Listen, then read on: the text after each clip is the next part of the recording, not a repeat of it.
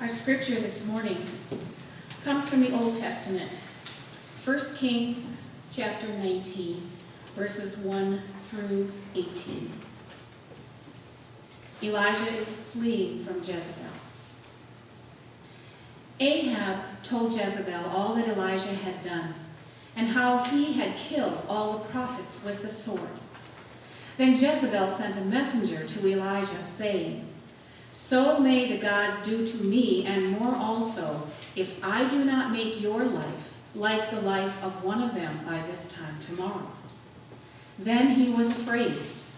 He got up and fled for his life and came to Beersheba, which belongs to Judah. He left his servant there. But he himself went a day's journey into the wilderness and came and sat down under a solitary broom tree. He asked that he might die. "It is enough. Now, O Lord, take away my life, for I am no better than my ancestors." Then he lay down under the broom tree and fell asleep.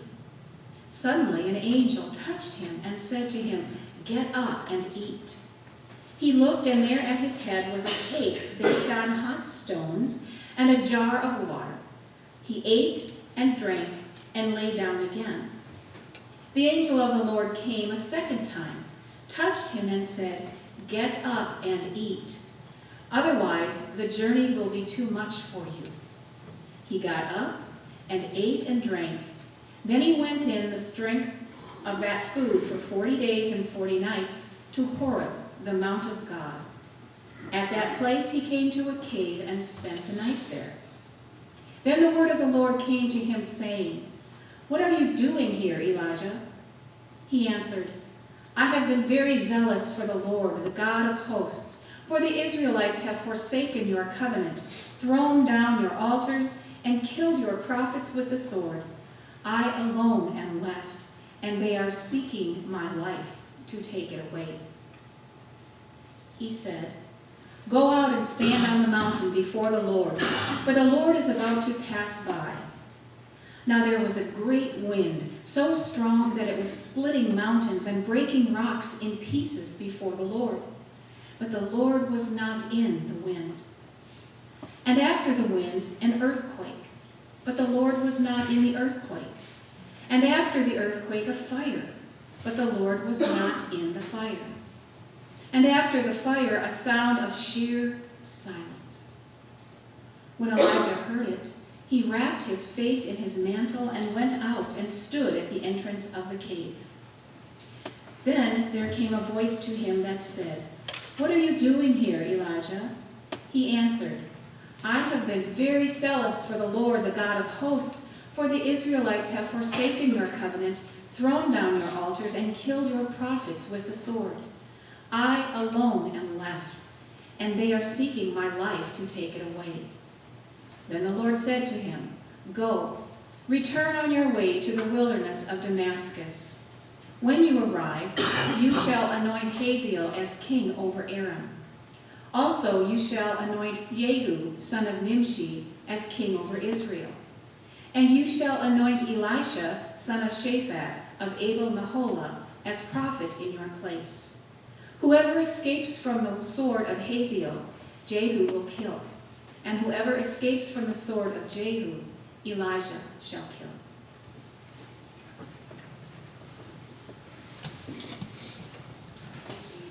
Karen, for that mouthful of hard names.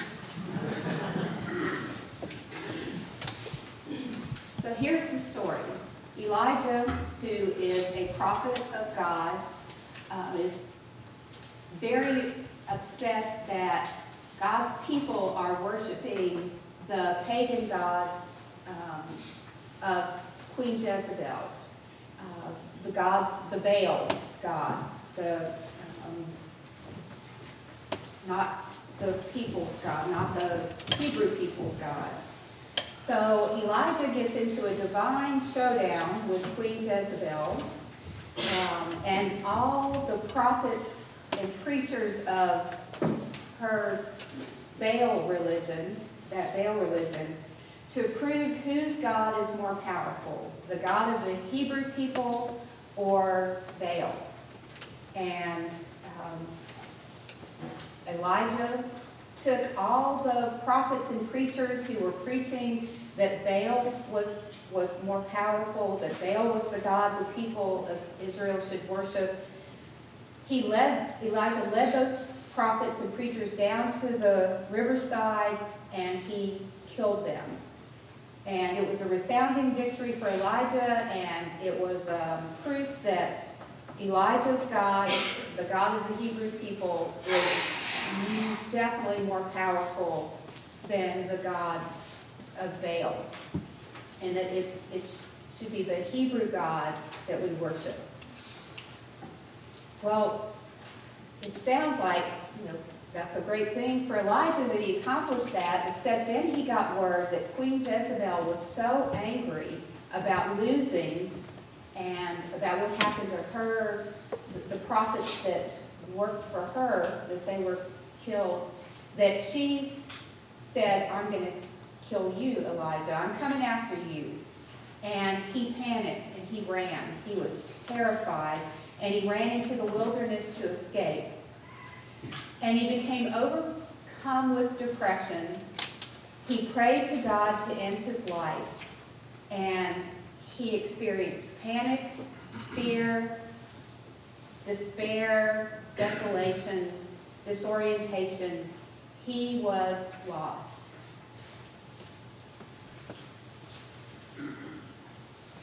How many of us, if I ask you to raise your hand, can say, you know what, I think I have felt those things before. I know I've felt those things before.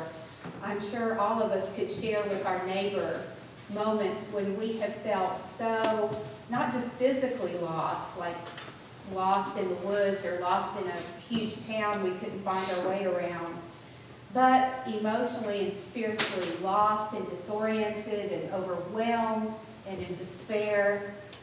Maybe we have experienced the end of a significant relationship, or someone very precious to us has died, or a job that we loved and we were expecting would go on until we retired, ended for some reason. Maybe we got news that our health was in jeopardy, or someone we loved, their health was in jeopardy. Maybe our faith was challenged, and we felt lost. We felt lost because of any of those circumstances. Sometimes because of circumstances beyond our control, we do feel lost. That is part of being human. That is part of being human. Maybe we've been betrayed, we've been let down or disappointed. That is life. That happens. In 1993, I chose to end my marriage after 12 years. It took me 2 years to get to the point that I knew this was not a healthy marriage and it needed to end. And in that 2 years, I had to work through a lot of feelings and emotions and lostness and fear. Feeling overwhelmed about making this choice, and the shame that goes with it. What are people going to say? What are my parents going to say? What are people going to think of me? I'm a failure. It was a huge decision, and then afterward, I had to deal with the overwhelming despair of being alone and being scared and being on a different path, and how am I going to do this, and what am I going to do, and I was moving to a new city to begin a different job, so I didn't know anybody where I was going. It was all those things of feeling lostness. I don't know about you all, when I feel lost that way, I get anxious. And I panic, kind of like I did in front of the kids earlier. I get scared and I want immediate solutions. I want you to tell me what to do, and I just want to fix it, and I don't want to feel the lostness and the pain and the anxiety and the overwhelmness. I don't want to feel lost. I don't want to feel out of control. And then, in the midst of that, I can get into self-blame or self-loathing. What could I have done different? What could I have done better? Maybe I made the wrong decision. What's wrong with me? I don't know if any of you all can relate to that, but I kind of think you probably can. So how do we use those moments? Like the one like Elijah experienced, our own life moments where we feel lost and overwhelmed and in despair and out of control and off the path. How do we make that become a spiritual practice? The spiritual practice of being lost. Well, I, in my own experience, and I'll share this with you, and if it's helpful, wonderful, and take what might work for you. But one of the things I learned that was most important was to accept those feelings of lostness, to accept that this is how I feel and this is where I am. To not try to run away from it, but to sit with it, to be with it. And then, as I accept it, and this may sound strange, but actually choosing to make friends with it, choosing to be with it, choosing to travel an unknown path intentionally, rather than fighting and panicking, which, I mean, initially, yes, we're going to do that, and that's okay.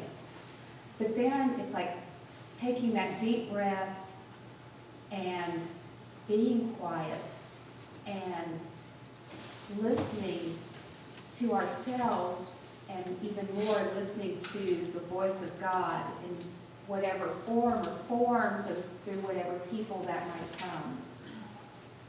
So that the lostness we're experiencing doesn't feel like something's just being done to us or God is doing this to us, but that God is with us and life is for us and God is for us and God is in this, and there are things that we can learn. When the pieces feel like they're all over the place, when everything feels like it's falling apart, when the way doesn't feel clear and we're not sure what to do. Sometimes we have to do what Elijah did and just lie down and sleep. Just lie on the ground and take a breath and let angels minister to us. Let them bring us food and water and comfort. I'm glad that we have that Bible passage to remind us of that. So first, God ministered to Elijah's physical needs for rest and food and water. And then God leads Elijah through a 200-mile, 40-day trip through the wilderness. Heard that before. Trip through the wilderness for 40 days. Kind of a spiritual time frame, isn't it? And eventually, Elijah comes to Mount Horeb, or it's also, we might know it as Mount Sinai, where Moses brought down the Ten Commandments. And God is giving Elijah time to deal with and work through his spiritual depression, his spiritual overwhelmness. And God asks Elijah, what are you doing here? And God asks us that too in our lostness. What are you doing here? When we're lost, can we be still and listen for God's gentle voice that the choir sang about. Not that there was earthquake and there was fire and there was gale force winds that came across the mountain, but God wasn't in those, the scripture tells us. God was in the silence, in the voice, in the gentle, quiet voice. Can we allow ourselves to be quiet and to hear God's gentle voice in our lostness?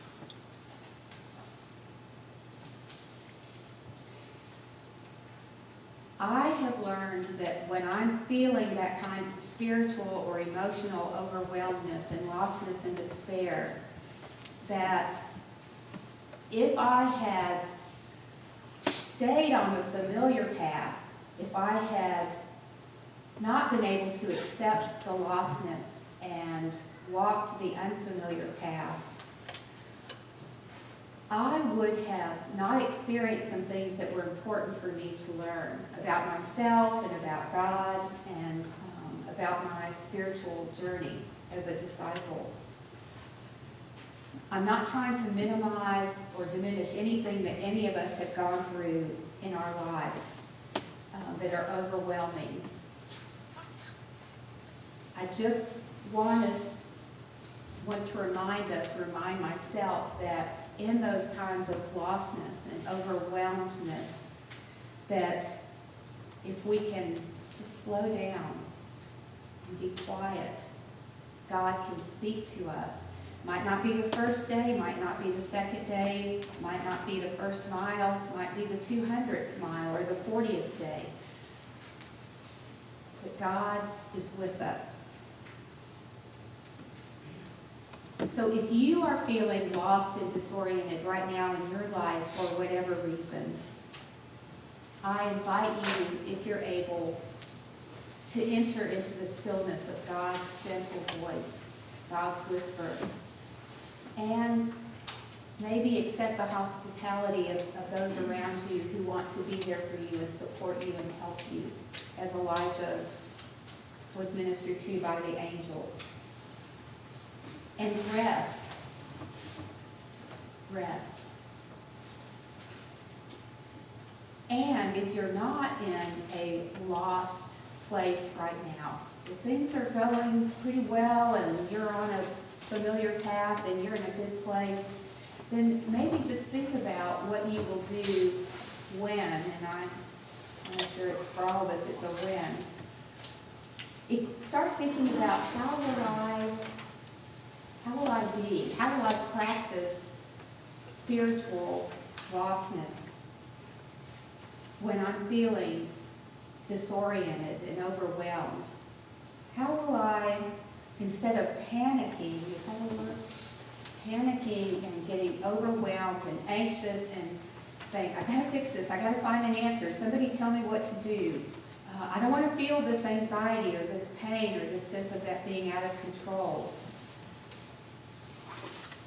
Think about, ahead of time, practicing embracing the uncertainty and embracing the mystery of where is this journey going to take me? And what path will I be on? I don't mean to minimize it again. As I say, maybe look at it as in a spirit of adventure. However it happens, take heart and know that others before you have found a way through the wilderness, and others after you will find a way through the wilderness. And there are lots of us out there who want to offer support and care. So if you get lost, when you get lost, embrace the mystery and know that God's gentle presence is with you. Amen.